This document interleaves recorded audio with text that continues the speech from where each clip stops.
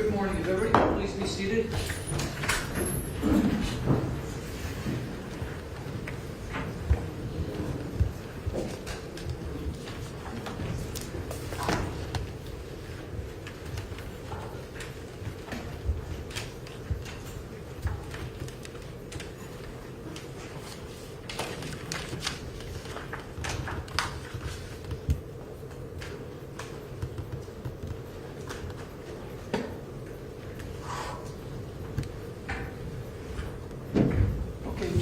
Ladies, before we begin, to the ladies and gentlemen of the media that are here today, you're welcome to be here.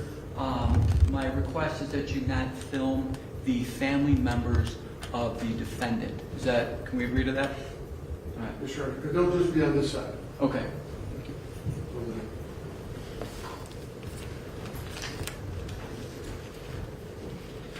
Thank you. Judge, his family members, are they in court now? They're on that side. No, they're not in We're not in court. court. Okay, just being clear, because when I'm- they walk in, yeah. They're coming in now after. Yeah, I mean, they'll be in the background. yeah. Just if you could just keep the cameras away from them as best you can. Best you can. Yeah, we're not going to zero focus on Yeah. them. Thank you. All right, thank you. Thank you.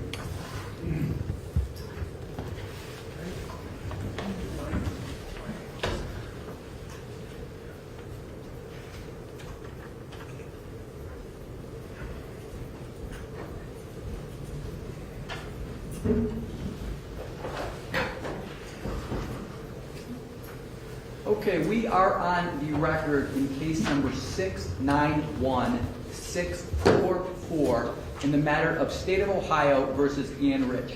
Mr. Rich is present in the courtroom today with his attorney, Thomas Shaughnessy and Thomas M. Shaughnessy. Representing the State of Ohio is Assistant County Prosecutor Kristen Cartwright. Ms. Cartwright, are there any members of law enforcement or family members you would like to introduce at this time? Judge, the courtroom is obviously filled behind me with a number of the victims' families, and then they'll introduce themselves when they come up and speak. Thank you very much. Mr. Rich, is there any reason that we should not proceed to sentencing today? No. Thank you.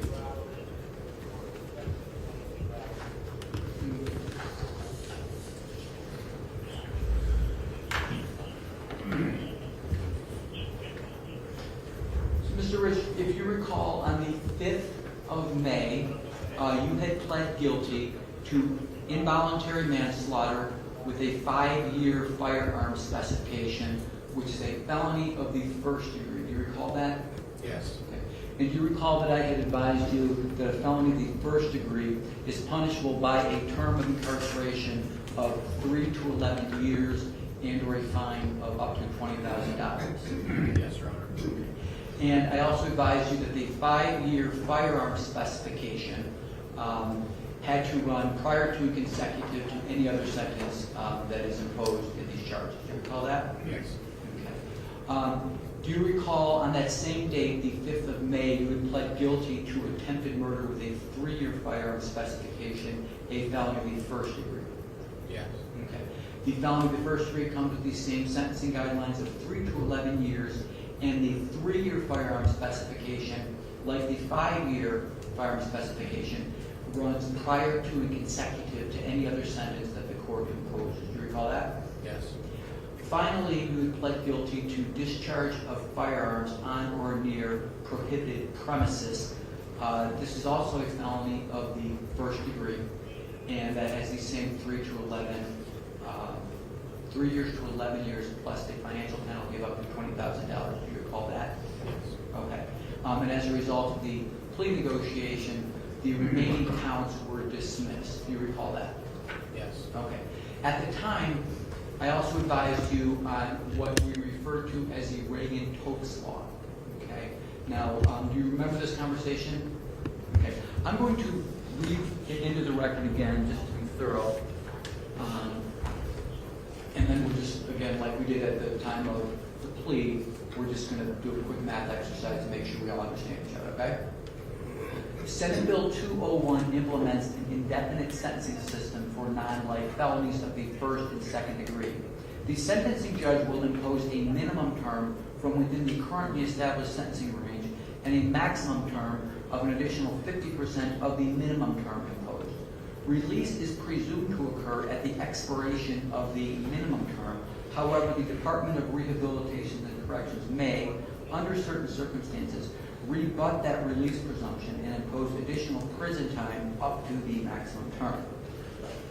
Okay, what that means is the department can make certain findings and they can extend your time based on how you adjust to incarceration for up to 50% of the minimum term. What the court states here would be considered the minimum term.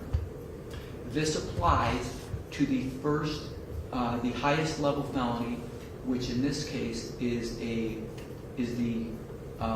amended count 1 involuntary manslaughter with the 5-year firearm specification. So just hypothetically, if the court were to sentence you on amended count 1 to 10 years, that would be considered the minimum term. Can you tell me what half of 10 is? 5. So what would the maximum term be under this hypothetical? 15 years. Correct. So the minimum would be 10, the maximum is 5. This only applies to the highest. It doesn't apply to each count in the event that the court runs the sentences consecutive. It applies to the highest level felony of the first or second degree. Okay. Now, I have to also advise you that as your out date approaches, the department can make this finding more than one time, but they can never exceed the maximum term. So hypothetically, if your out date's coming and they impose an additional 1 year, and then it was coming up again, they can continue to do that, but they can never exceed the maximum term. Do you understand that? Yes. Okay. And again, we talked about this at the time of the plea. The presumption is for what the trial court states. And you understand the concept of a presumption. Okay. So it will be presumed by the institution that what the trial court states is going to be the term. However, they can make certain findings to extend to the maximum term. Do you have any questions about that? No. Okay.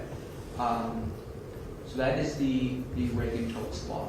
I also advised you that although I went over the sentencing guidelines, the court can run sentences consecutively, but I also indicated that I generally follow the agreed upon sentencing range that was presented by the state and your attorney. Did you recall that? Yes. Okay. Since the time of the plea, I requested and received a pre-sentence investigation report. Have all parties had an opportunity to review this? Yes, sir. Yes, Your Honor. I have received a recommendation regarding disposition from the court psychiatric clinic. Have all parties had an opportunity to review that? Yes, sir. Yes, Your Honor. I have received a report from a mitigation report from Stinson and Associates associated with this case. Has everybody had an opportunity to review this as well? Yes, sir. Yes, Your Honor. In addition, I have received a letter from Jackie Oleski, a friend. I have received a letter from Linda Rich in support of Mr. Rich. I have received a letter from Rhonda Rich, Mr. Rich's mother, and Linda Rich is the aunt of Mr. Rich. If I said that incorrectly. I have received and I have reviewed a sentencing memorandum prepared by Ms. Carcutt. I assume, Ms. Shaughnessy, you've had an opportunity to review this? Yes, I have. Okay. Is there anything else that the court should be in possession of that I have not mentioned? I believe connected in there, attached is one other letter from his father. It was in the same batch. Oh, I'm sorry, yes, I have reviewed that letter as well. Thank you. Thank you.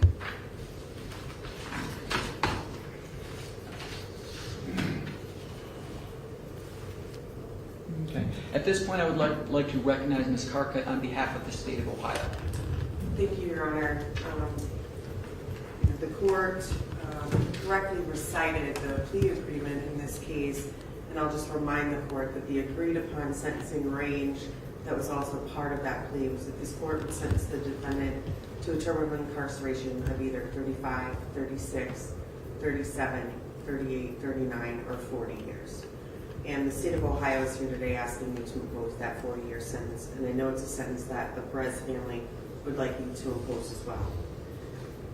The defendant's actions on April 28th of last year are just, quite frankly, unspeakable.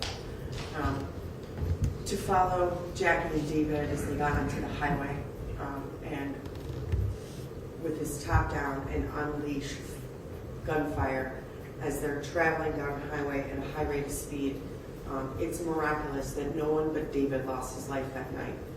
And the strength and courage that Jackie Perez has shown, not only in the moments as her husband is dying in that truck, to get it under control, to stop it on that highway, to be sure for her own safety and the safety of other motorists, is nothing short of miraculous. And the fact that she's been able to get up every day and deal with this and deal with the loss of her husband speaks volumes. There's no other way to categorize this loss for the Perez family as tragic and difficult, and I know that they're going to express that to you this morning, Judge. I do have some exhibits marked so that you can see really the outcome of what Mr. Rich's actions were that day. These are a handful of the crime scene photos. There are, you can see where Ms. Perez was able to bring the vehicle to a stop on 77. You can see the 6 bullet holes in the driver's side window that went through there and ended up causing 4 fatal gunshot wounds to David and also struck Jackie in the arm. So I'll give these to the court. They're marked as State's Exhibits 3 through 27.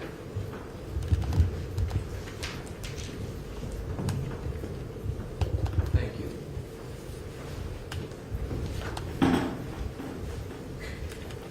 I know that Jackie and Sally are going to stand up in a moment, Judge, and address the court.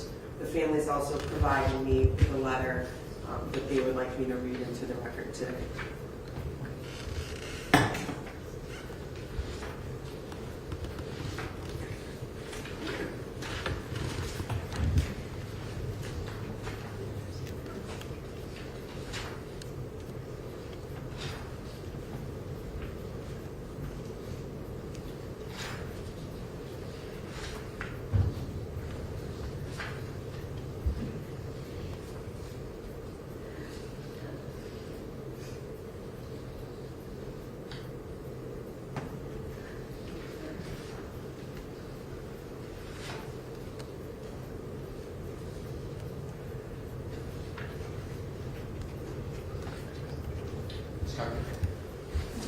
Honorable Judge, we come before you today to express our deep, profound grief and sadness of the loss of our brother David and the physical and emotional harm to our sister-in-law Jackie.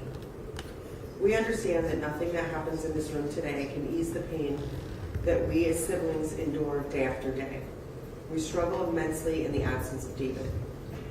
Making this senseless murder more difficult is watching our sister-in-law, David's wife, and our parents trying to come to grips with what happened. The cowardly actions of Ian Rich on April 28th, 2024 will forever be etched in not only in our minds, but in the minds of David's niece, nephews, and many of his friends that loved him dearly. The emotional toll on our family is immense, and we are all dealing with the death of David in our own ways. We know that this has also taken a toll on our children as they grieve the loss of their Uncle Dave. Judge, we trust that the sentence you impose will ensure accountability and most of all justice for our brother David. This sentence will help give us a path to continue to heal and honor our beloved brother for the genuine person he truly was. Respectfully, Melissa Perez, Tony Perez, and Teddy Perez. Thank you.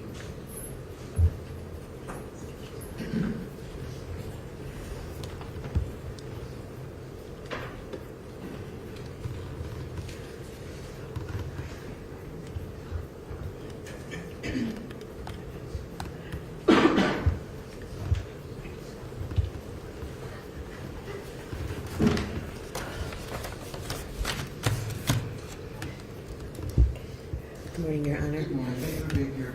Before you begin, would you please state your name for the record? My name is Jackie Perez. I'm the wife of David Perez. Okay.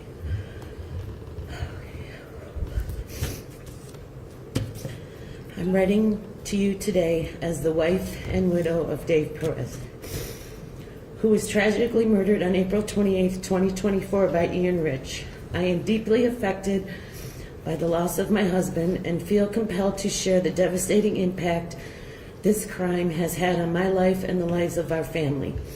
Ian Rich not only took away Dave's life, but he took away the love of my life. Dave was a loving husband, son, brother, and uncle who brought joy and laughter to everyone who knew him.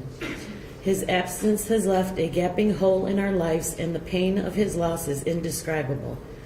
Since the homicide, I have experienced emotional and physical anxiety. Loud noises terrify me. I have difficulty sleeping and the constant grief I face every day. The trauma of this crime has left our family mentally drained. Dave was my whole world. We did everything together. We would have been married for 26 years. He was always happy and made everyone laugh. We were supposed to be leaving in 4 days for vacation before this tragedy happened. We had our lives planned to retire in 3 years, and now all those plans had to be changed. I have to learn to live without him every single day, taking on all the house maintenance and financial responsibilities myself. It has been a rough road, one that I will have to learn to live with for the rest of my life. I believe that Ian Rich must be held accountable for his actions and that a just sentence is crucial to provide some form of closure for our family. I urge the court to consider the severity of this crime and the profound impact it has had on our lives when determining the appropriate punishment. I am asking the court to impose a sentence of 40 years or more for this heinous crime. Thank you. Thank you very much. How are you doing? You were shot as well? I was shot in the arm. How are you doing? I'm okay. Thank you for being here. Thank you.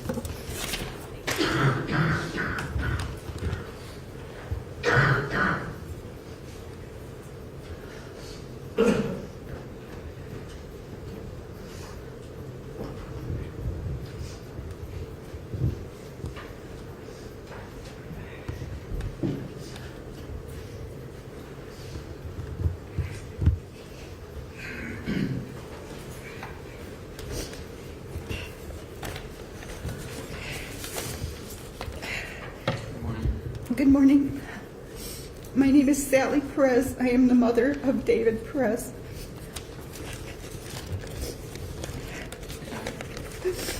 Your Honor, April 28th of 2024 started out as a beautiful Sunday.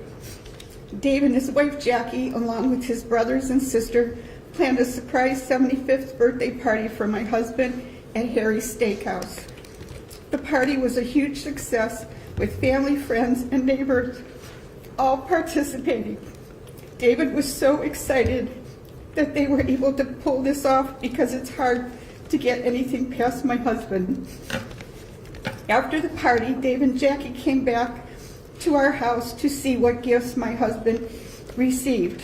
We all joked about how many lottery tickets Ted got. A little after 9, David and Jackie left to go home because of work the next day. After a few minutes, that is when the biggest nightmare of our lives happened.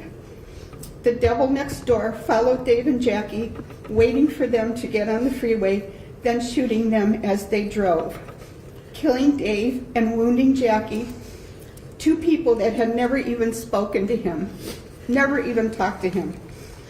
Dave and Jackie had a beautiful marriage of almost 26 years. They did everything together. Please, Your Honor, I am asking you to impose the maximum sentence of 40 years to the devil that took our son from us. My heart as a mother will never heal, and as far as I'm concerned, no amount of time he would get would be enough for me. Thank you.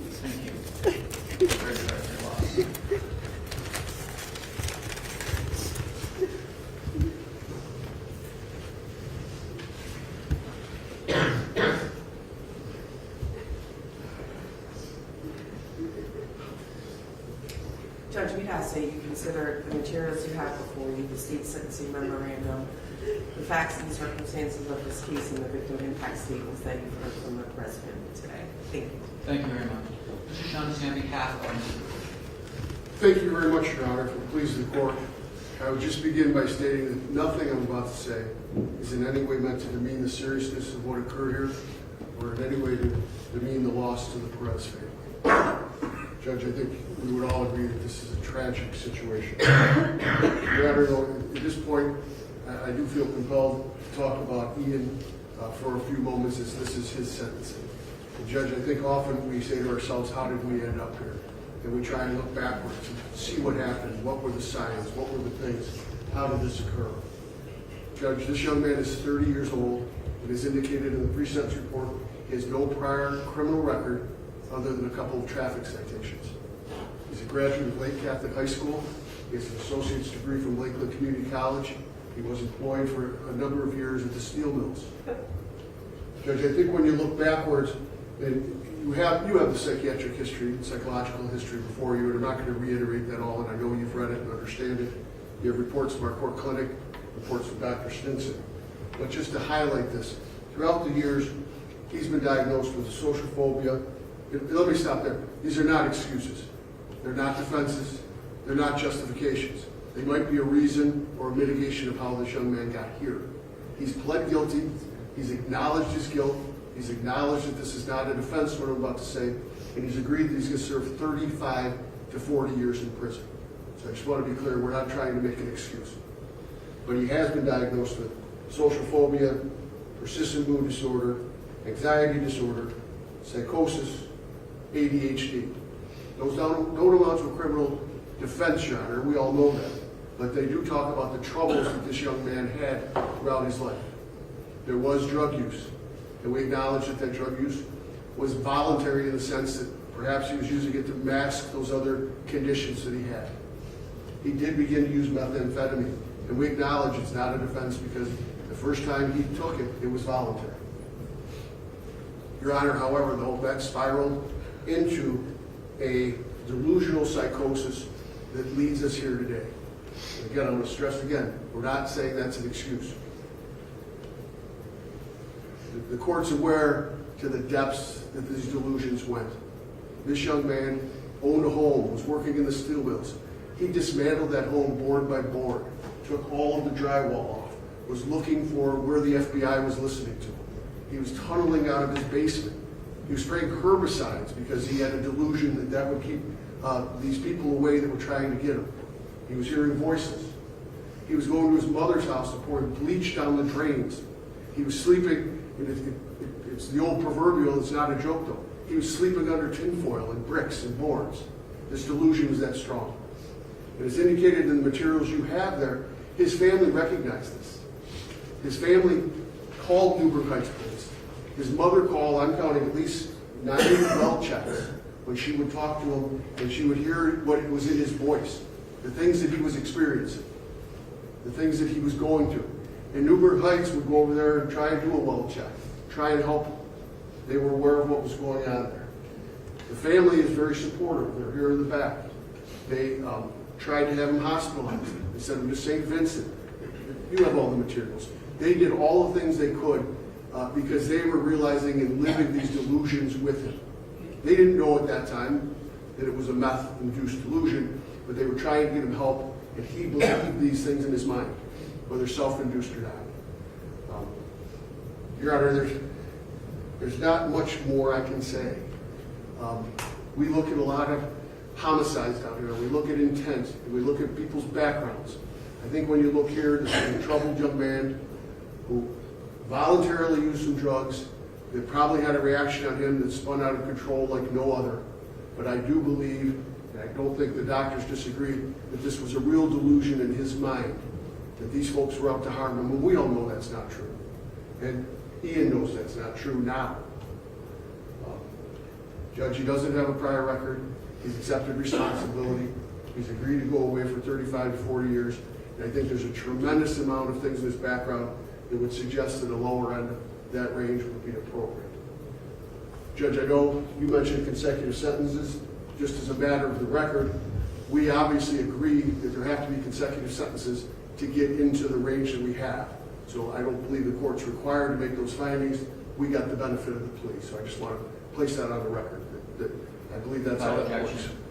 So that's a correct statement of the law, Judge. Okay, so allow me to find it on the record. Your Honor, at this time, I know you would like to make a brief statement.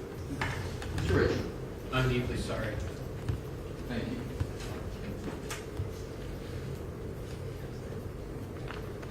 Thank you very much, Your Honor. Thank you.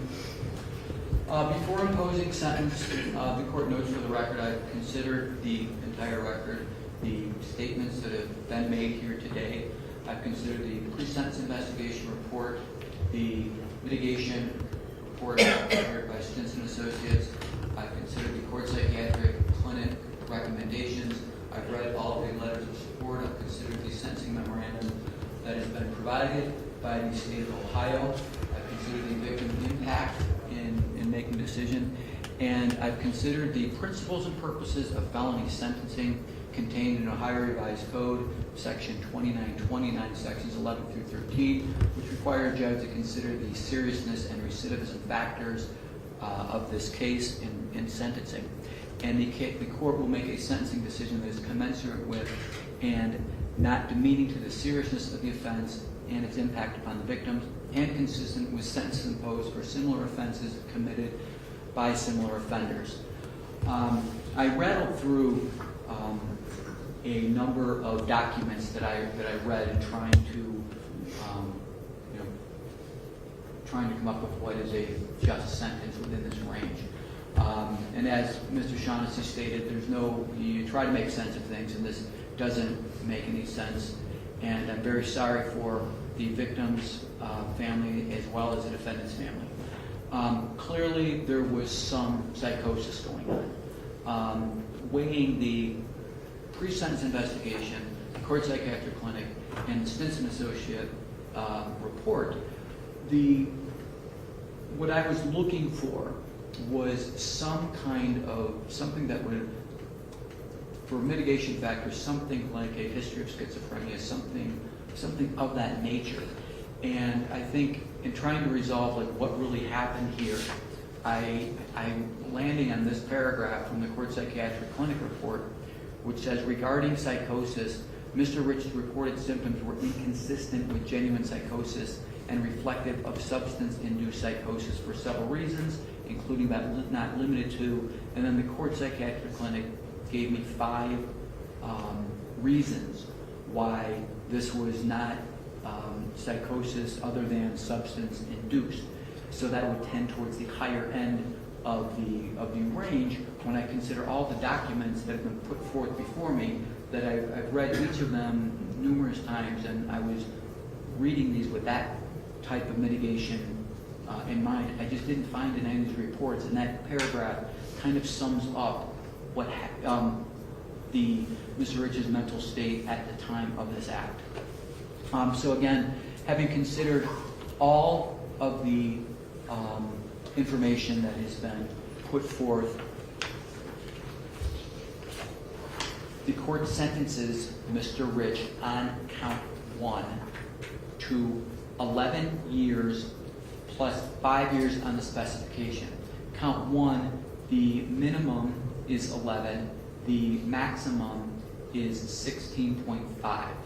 On count 2, the court sentences Mr. Rich to 11 years plus 3 years to run with the firearm specification to run consecutive.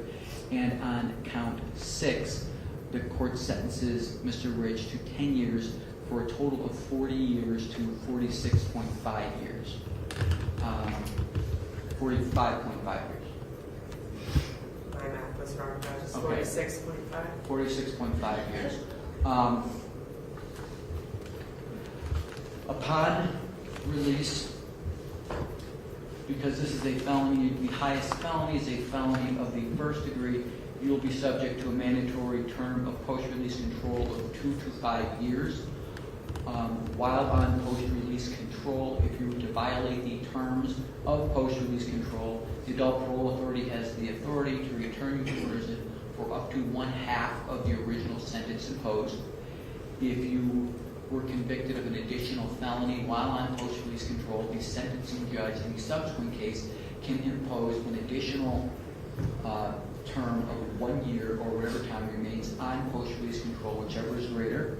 Finally, while on post-release control, if you were to fail to report to your supervising officer, you could be charged with escape, which is a felony in the state of Ohio.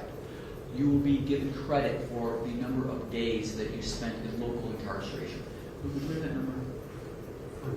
Number of local days, jail days? We'll determine that number, and that will be, you will be given credit for any days that you spent locally.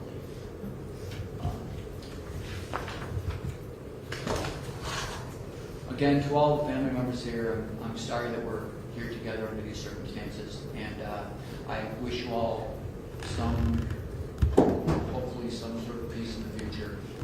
So, we are adjourned. Thank you.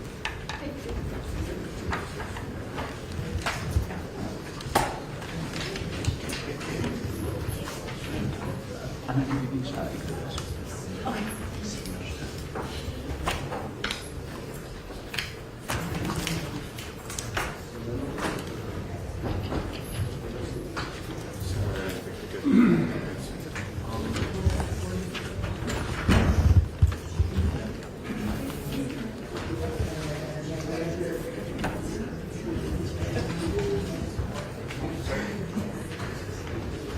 Hey, Kristen.